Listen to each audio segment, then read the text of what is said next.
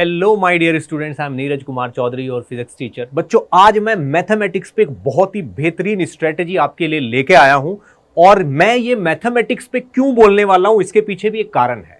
मैं पिछले 3-4 दिन से यही सोच रहा हूं कि यार ऐसा कौन सा सब्जेक्ट है जो बच्चों को सबसे ज्यादा टफ लगता है।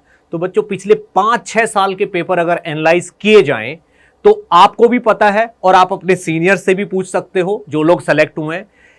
फिजिक्स, केमिस्ट्री और मैथ, तीनों में अगर देखा जाए तो सबसे टफ पेपर जो आता है वो मैथ्स का आता है। और टफ के साथ साथ वो लेंदी भी होता है। जेई मेंस में हालांकि ऑब्जेक्टिव्स होते हैं, फिर भी वो लेंदी होते हैं, काफी सारा टाइम वो ले लेते हैं। तो इसी चीज को ध्यान में रखते हुए मैंने आपके मैथमेटिक्स वाले सर के साथ बैठ के लास्ट 2-3 दिन में बहुत ही बेहतरीन स्ट्रेटेजी तैयार की है। बच्चों, ये स्ट्रेटेजी थोड़ी देर में आपके सामने आने वाली है, ठीक है ना। इस स्ट्रेटेजी का टारगेट यह है कि किस तरीके से आपको क्वेश्चंस का सिलेक्शन करना है, कौन से टॉपिक्स को ज्यादा वेटेज देना है और कितने टाइम में आपको किस टाइप का क्वेश्चन खत्म कर लेना है, कब करना है। तो ये सारी चीजें मिला के आपको मिनिमम 80 मार्क्स आउट ऑफ 100 जरूर दिला देंगी। लेकिन अगर आपकी प्रिपरेशन इससे भी अच्छी है तो बच्चों 80 से भी ज्यादा मार्क्स आपके आ सकते हैं, ठीक है। तो बच्चों, मैं अब आपको मिलवा रहा हूं मैथमेटिक्स की एक ऐसी दिग्गज फैकल्टी से जो पिछले 17 ईयर्स से जेई के लिए पढ़ा रहे हैं और अपने करियर में इन्होंने हजारों से ज्यादा बच्चों के सिलेक्शन कराए हैं जो आजकल मल्टीनेशनल कंपनीज में और भी बहुत जगह बहुत अच्छी अच्छी जॉब्स पे हैं, ठीक है बच्चों। तो मिलते हैं आपके मैथमेटिक्स के टीचर आशीष सर से। Hello my dear students, how are you all. तो बच्चों, आज की क्लास में आपको बहुत ही इंपॉर्टेंट स्ट्रेटजी मैं बताने जा रहा हूँ मैथमेटिक्स की, कि कैसे जेईई मेंस 2022 में आप लोग मैथमेटिक्स में 80+ मार्क्स बहुत आसानी से गेन कर सकते हो। तो जैसा सर ने अभी आपको बताया कि हम लोगों ने कई दिन से बहुत सारे पेपर्स को बच्चों हम लोगों ने एनालाइज किया और उसके एनालिसिस के बाद हमने ये ऑब्जर्वेशन बच्चों निकाला है कि जेईई मेंस में जो सबसे बड़ा वेटेज है वो कैलकुलस वाले पार्ट का है। और देखिए, ये जो पार्ट है ये आपके टर्म 2 के एग्जाम के लिए भी इंपॉर्टेंट है। तो आपको इस पार्ट को तो बच्चों 100% कवर करना ही करना है। तो पूरा कैलकुलस अगर आप कवर करते हैं, राइट, मतलब फंक्शन से लेके और बच्चों पूरा डिफरेंशियल इक्वेशन तक का पार्ट, तो 10 to 12 क्वेश्चन, ये जो पार्ट है आपको बच्चों, ये 10 to 12 क्वेश्चंस आपको दिलाएगा, जिनमें से हार्डली एक आध क्वेश्चन डिफिकल्ट आता है कभी कभार, जैसे डेफिनेट इंटीग्रेशन का थोड़ा सा आपको लगेगा कि लेंदी क्वेश्चन है ना, तो कोई बॉदर नहीं है। 10 to 12 हमने मार्क्स बच्चों 12 to 12 क्वेश्चंस को हमने यहाँ पे लेके चलना है कि इस पार्ट से हमें इतने क्वेश्चंस मिलेंगे जो हम बहुत आसानी से अटेम्प्ट कर सकते हैं।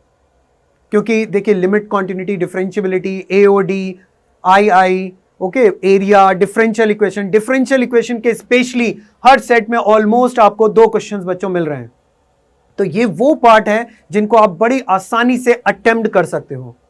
दूसरा जो पार्ट है बच्चों वो है अलजेब्रा वाला पार्ट, जिसमें क्वाड्रेटिक इक्वेशन का बहुत ही सिंपल क्वेश्चन आता है, परम्यूटेशन कॉम्बिनेशन का एनसीईआरटी बेस्ड क्वेश्चन आता है जो आप बहुत आसानी से स्कोर कर सकते हो। बायनोमियल में सीरीज टाइप का एक पर्टिकुलर टाइप का बच्चों बार बार क्वेश्चन आ रहा है। तो अपने आप में ये जो अलजेब्रा वाला पार्ट है, ये जो बच्चों अलजेब्रा वाला पार्ट है, ये 8 to 10 क्वेश्चंस को कवर करता है। तो इसमें हर साल, every year in every set you will gate 8 to 10 questions. और इसमें भी मेरी जो रिकमेंडेशन है वो ये है बच्चों कि मैट्रिक्स और डिटर्मिनेंट को आपको बिल्कुल भी नहीं छोड़ना है, उसको अच्छे से प्रिपेयर कर लीजिए। मैट्रिक्स और डिटर्मिनेंट को आप लोग कंफर्टेबल भी हैं उस वाले पार्ट में, ओके, क्योंकि इस पार्ट से आप देख सकते हैं कि every year you will get at least 2 to 3 questions matrix और डिटर्मिनेंट से। परम्यूटेशन कॉम्बिनेशन का एकदम सिंपल क्वेश्चन आपको मिलेगा एनसीईआरटी बेस्ड। तो ये जो पार्ट है अलजेब्रा का, ये 8 to 10 क्वेश्चन बच्चों कवर करता है। सिमिलरली अगर हम बात करें बच्चों कोनिक्स वाले पार्ट की, कोनिक्स वाला जो पार्ट है इसका रिलेटिवली वेटेज जो है थोड़ा सा कम देखा गया है, ओके। लेकिन जो सबसे अच्छी बात है वो है बच्चों ये मिसलीनियस टॉपिक की, वेक्टर एंड 3D टर्म 2 के लिए सबसे इंपॉर्टेंट और सबसे बड़ा वेटेज है इस टॉपिक का बच्चों। Every year you will get 3 to 4 question. तो this is the most important part बच्चों, वेक्टर एंड 3D। ये पार्ट आपको बच्चों 100% करना ही करना है और आसान क्वेश्चंस आपको मिलते हैं वेक्टर और 3D के। अब एक सबसे इंपॉर्टेंट बात, जनरली बच्चे दो टॉपिक ऐसे हैं जिनको कम करते हैं या इग्नोर कर देते हैं, स्टैटिस्टिक्स और मैथमेटिकल रीजनिंग। ये वो पार्ट है जिसके आपको हार्डली बच्चों 4 पेज के नोट्स बनेंगे और वो नोट्स बना के खाली PYQ अगर देख लिए ना आपने 20-25 2021 और 20 के, आप 100% 8 मार्क्स आप गेन करोगे, 8 मार्क्स गेन करोगे। तो बच्चों ये जो टॉपिक है स्टैटिस्टिक्स और मैथमेटिकल रीजनिंग, ये कम से कम 2 क्वेश्चन आपको जरूर दिलाएगा। तो इसलिए इस पार्ट को भी मैं बहुत ज्यादा रिकमेंड करूंगा और बहुत ही छोटा सा पार्ट इसके लिए हमें प्रिपेयर करना होता है, हार्डली 3-4 पन्नों के बच्चों नोट्स खाली बनाने हैं।